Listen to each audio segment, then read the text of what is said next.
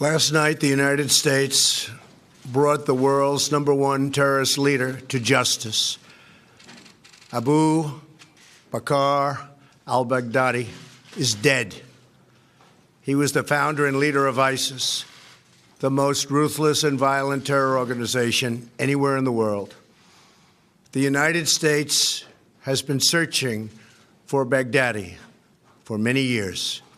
Capturing or killing Baghdadi has been the top national security priority of my administration. U.S. Special Operations Forces executed a dangerous and daring nighttime raid in northwestern Syria and accomplished their mission in grand style. The U.S. personnel were incredible. I got to watch much of it. No personnel were lost in the operation, while a large number of Baghdadi's fighters and companions were killed with him. He died after running into a dead-end tunnel, whimpering and crying and screaming all the way. The compound had been cleared by this time, with people either surrendering or being shot and killed. 11 young children were moved out of the house and are uninjured. The only ones remaining were Baghdadi in the tunnel, and he had dragged 3 of his young children with him. They were led to certain death. He reached the end of the tunnel as our dogs chased him down. He ignited his vest, killing himself and the 3 children. His body was mutilated by the blast. The tunnel had caved in on it in addition. But test results gave certain, immediate, and totally positive identification. It was him. The thug who tried so hard to intimidate others spent his last moments in utter fear, in total panic and dread, terrified of the American forces bearing down on him. We were in the compound for approximately 2 hours, and after the mission was accomplished, we took highly sensitive material and information from the raid, much having to do with ISIS, origins, future plans, things that we very much want. Baghdadi's demise demonstrates America's relentless pursuit of terrorist leaders and our commitment to the enduring and total defeat of ISIS and other terrorist organizations. Our reach is very long. As you know, last month we announced that we recently killed Hamza bin Laden, the very violent son of Osama bin Laden, who was saying very bad things about people, about our country, about the world. He was the heir apparent to Al-Qaeda. Terrorists who oppress and murder innocent people should never sleep soundly, knowing that we will completely destroy them. These savage monsters will not escape their fate, and they will not escape the final judgment of God. Baghdadi has been on the run for many years, long before I took office.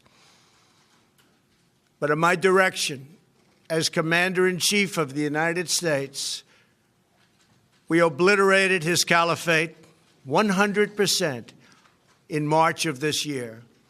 Today's events are another reminder that we will continue to pursue the remaining ISIS terrorists to their brutal end. That also goes for other terrorist organizations. They are likewise in our sights.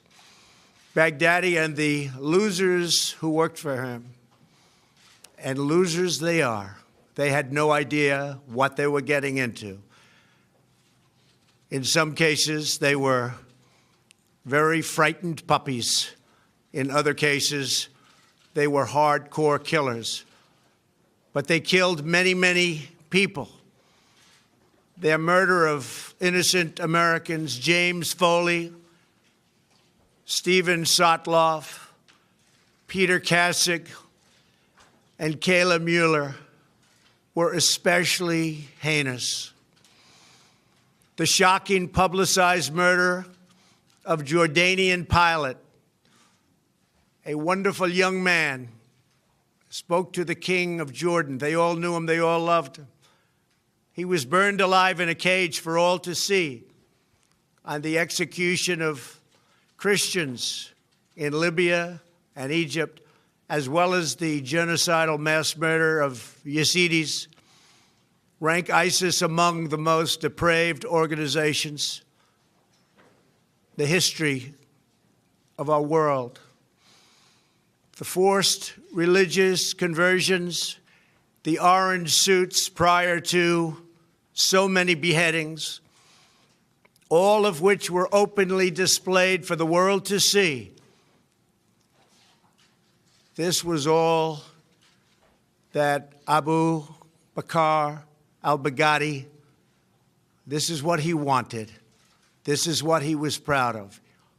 He was a sick and depraved man, and now he's gone.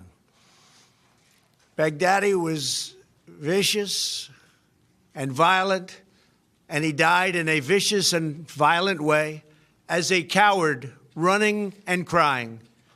This raid was impeccable and could only have taken place with the acknowledgement and help of certain other nations and people. I want to thank the nations of Russia, Turkey, Syria, and Iraq, and I also want to thank the Syrian Kurds for certain support they were able to give us. This was a very, very dangerous mission. Thank you as well to the great intelligence professionals who helped make this very successful journey possible. I want to thank the soldiers and sailors, airmen and Marines involved in last night's operation. You are the very best there is anywhere in the world. No matter where you go, there is nobody even close. I want to thank General Mark Milley and our Joint Chiefs of Staff. And I also want to thank our professionals who work in other agencies of the United States government and were critical to the mission's unbelievable success. Last night was a great night for the United States and for the world. A brutal killer, one who has caused so much hardship and death, has violently been eliminated. He will never again harm another innocent man, woman, or child. He died like a dog. He died like a coward. The world is now a much safer place. God bless America. Thank you.